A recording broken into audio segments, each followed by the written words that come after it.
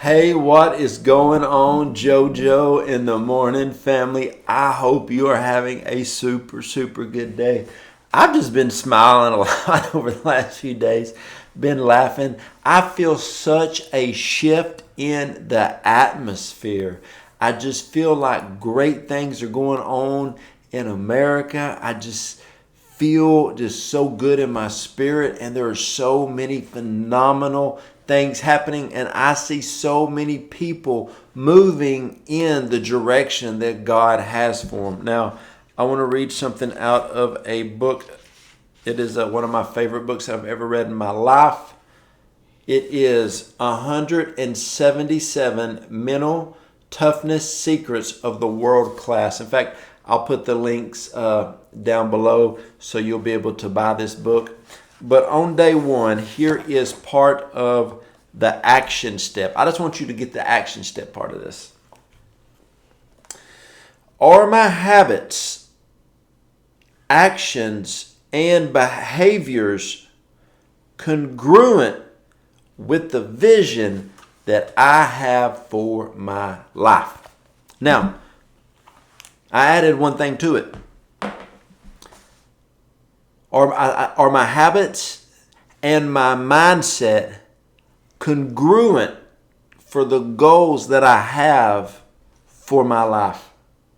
When you start to think about what your God-given destiny is, so many times people, this is what I do in our mentoring. They'll say, hey, JoJo, man, I got a God-sized dream. I got a goal. I got a vision. I'll be like, tell me what it is. They tell me, I'm like, oh, man, I can so see you doing that. Now tell me about your day-to-day life.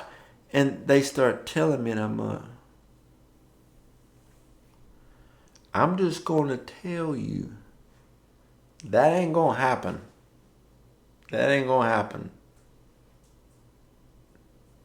That ain't going to happen. You know, I remember one time this young guy said, Joe, man, I really feel God wanting me to preach. And I said, okay. I said, like a pastor or traveling minister. He said, man, I feel like I'm going to be a part of a church. I'm going to speak a little there, and then I'm going to go out and speak a little bit. I said, okay, well, what's your action steps? He said, man, I'm just going to get in. I'm going to serve my local pastor. I'm going to read a lot of the Word. Every day, read a lot of the Word. I'm going to get into the place of prayer. I'm going to go to some events, and I'm going to kind of meet some people, be real humble, not ask for anything. And I said, you, young man, will be very successful. Number one, you said you would get into a local body and support a pastor. You would get into the Word. You would go to all the prayer meetings. Then you would go to other conferences and you would meet people, but you would never promote yourself, but you just meet people. That is perfect. Then I had a guy come on time. He goes, oh yeah, God called me. I'm going to blah, blah, blah. I'm going to be the greatest, blah, blah, blah. I'm going to be this. What church you go to? Oh, I don't. I'm not submitting to man and all this other stuff. And a guy tell me he's quitting his job and he's going to do this full time. He going to make, hundreds of thousands of dollars. I'm like, a year later I talked to him. He never got one door open because he did it wrong. Same thing with business. What it is like when people want to start a certain type of business, I say, who do you know that has a business like that? And are they willing to mentor you? Like, are you reading any books on that? Like when I wanted to do some rent houses, I started buying books on rent houses. I started reading. I took two men at different times out for dinner, bought their dinner that had over 100 rent houses paid for. And so I started getting around the right people, and we started health coaching. We have a very close network of people, a community. We have weekly trainings, and for development. But I'm in contact with my mentor multiple times a week, and that's how you get the right habits. Now, I'm from the country, and we used to have cow dogs when I was growing up. And I remember one day we were going to go gather up some cows, and this one guy who was known to have great cattle dog, he came there and he had this one dog that was kind of well known, had a collar. Then he had this little pup. This pup was looking around everywhere. We had a collar. Well, he got this rope. Oh, it's probably about 18 inches. Had 2 snaps on it. He snapped it to the collar of the old dog, and he snapped it to the collar of the young dog. And we started working cows, and that little pup would run the wrong way, and that old dog, which was, twice as big, would go in the right way, and it just pulled that pup along until that pup was running with slack in the rope. He learned the right habits. So when you get the right, habits are a good thing. The word habits is a good thing, okay? We like to call them healthy habits in our health coaching business. I have a habit to start my day in prayer. Been doing it for close to 30 years now. Every day I start my day in prayer. I have a habit of drinking coffee every day. Is a great habit. Everybody has a habit. Some people have a habit of ironing their clothes before they leave. That's a good habit as well. Some people have a habit when it's hot outside to start their car 5 minutes before they leave. That's another good habit. Habits are not a bad thing. There's good habits and there's bad habits, okay? This right here is another habit that I have right here, the Word of God. And so what you got to understand is you have to have habits that support your life. You have to have habits that will push you forward. You need to, like this, you need to have habits, and you need to have behaviors, and you need to have mindsets that support where you're going. And if you don't, things aren't going to work out well for you. Okay? Like, I had a guy say, man, I want to start working out. And I said, okay, what days you going? I was going when I can. I said, that don't ever work. Okay? I'm going to read you this. Champion-minded people know that to ascend to the top, you must first be operating from a mindset of an objective reality. Self-deception and delusion have no place in the professional performer's mindset. So many people are so delusional that they actually live in a false reality. If you're living your life out of a false narrative, you will never be successful in life, in the real world. I remember one time I knew this guy, and he just lived a life of drugs, alcohol, imprisonment. And he was about 40, and he was working construction one day, and he decided, I want to do construction. And he came in and said, I have an idea. I want to give my testimony at church. So our pastor gave him 10 minutes on a Sunday night. He gave his testimony. Oh, everybody clapped, and everybody came up to him and said it was a great testimony. Well, this guy said, I'm quitting my job, and I'm going to give my testimony for a living. And he messaged a bunch of churches, told them all this. And it was a great testimony, but he didn't quite fully realize that lots of people had a great testimony, and his mindset wasn't in the proper place. And so he got frustrated and left what we call the church. And I went and visited him. I said, hey man, look, your testimony's great, but it's just part of your service to the Lord to give your testimony to people. And I got him back on the right track. But he didn't have people around him at the time to point him in the right direction.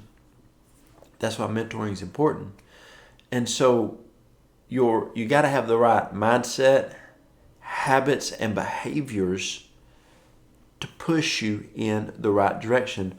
One of the things that I don't know if I came with this naturally, if it was the Lord, but I've always had the ability to view long term and stay the course and be very consistent in what I do. Like working out, I don't care how I feel, I work out every single day. When I was a kid, I used to rope. I was a roper. And I didn't care if it was raining. I didn't care if it was below freezing. I didn't care what it was. I practiced every day, okay? And so that's just always been my mindset to have healthy habits to move forward, to have a good mindset, to have a good conscience, to have good behavior, to have the proper mindset to move forward in a direction. Okay? Now, a lot of people don't have that right mindset towards their goals or their visions. And so they just, like people say, I just pray when I can work it into my day. Well, that doesn't work. Like I said, I've had the habit of praying every morning right when I wake up, and it has served me well. One thing that my wife and I do is we invest weekly. We've been investing in, different things. We got a few little rental properties and investments, but we do it every week. If our budget is super tight and our finances are tight, we still give. We still do that because we're building something. We have the right. It's a habit that when I get my check, I do my tithes, my offerings, I invest, then I pay bills. And I had a mentor teach me that. He said the thing is, you do tithes, offering, pay yourself. Tithes, offering, pay yourself. And then you live your life off of what is left, okay? And so hopefully this helped you today. My heart behind this is I talk to so many people that are in their 40s, 50s, 60s, and 70s. And when I start talking to them about discipline and habits and building something for the long term, they're lost. There has never been more people in America that are 65 and over that have no way to retire. And when they physically can't work, if their kids can't support them, it is going to be up to the powers that be where they move to, where they go. I had somebody tell me one time, they said, the government is in charge of my parents. And I said, okay, how old are you? And this lady said, I'm 65. There's 4 of us. They're ranging from, I think 63 to 70. There's 4 kids. And we all got kids. And some of them have kids. And we can't pile enough money together to put my mom in a nice retirement home. So the government had to take over, and we 100% disagree with where they put her. I said, hey, you can't take care of mom. So they put her in a government-funded retirement home, and they have no say in it. They wanted to put her in the nice, plush, bougie one, but they couldn't pay for it. So they had to watch their mom be put in a place that they weren't too happy about. They didn't have habits. They didn't have right behaviors towards the goal, or they had no goal. If you don't know where you're going, you'll never get there.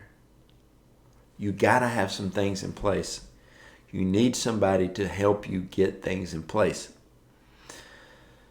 So, the more videos I do and the more people email me online, I'm just really starting to see how many people need people to help them. And that's why I always offer mentoring. I know a lot of other people do. And they try to help people. I personally believe you should have a strong personal relationship with God. You should have your finances in order. You should be saving money. You should have quality family time. There's a lot of things that you should be doing. You should be building something. I had another guy last week message me and say, hey bro, man, I've been working at a company for 20 years. I can retire in 25, and they just cut me. He said, what kind of company does that? I said, I hear about it every week. I had another guy working 22 years, thought I was going to retire early at 25. They released me. Now I got to start all over again. Should have had a side hustle. Should have had a side job. You should have had some money put back. People losing their houses. People losing their cars. Just crazy stuff. You've got to be prepared. Okay? It's a day and an age. You've got to be prepared. And so hopefully this helped you guys. Okay? Man, I love y'all. It's wild out there in them streets. So I want y'all to be careful and be wise. Okay? Do you know they say that when people get older, only 5% of people, 1 out of 20, have saved enough to be able to live like they want to after the age of 65. Now they're older and they can't go back. and they don't have the strength to go back. So you know what they do? Do you know how many kids are funding their parents? The Bible says a wise man leaves an inheritance to his kids' We got to get biblical about our future. Love y'all. You need prayer? Go to the website, joejoedawson.net. Go to the contact button, hit it, send me a prayer request. Love to pray for you.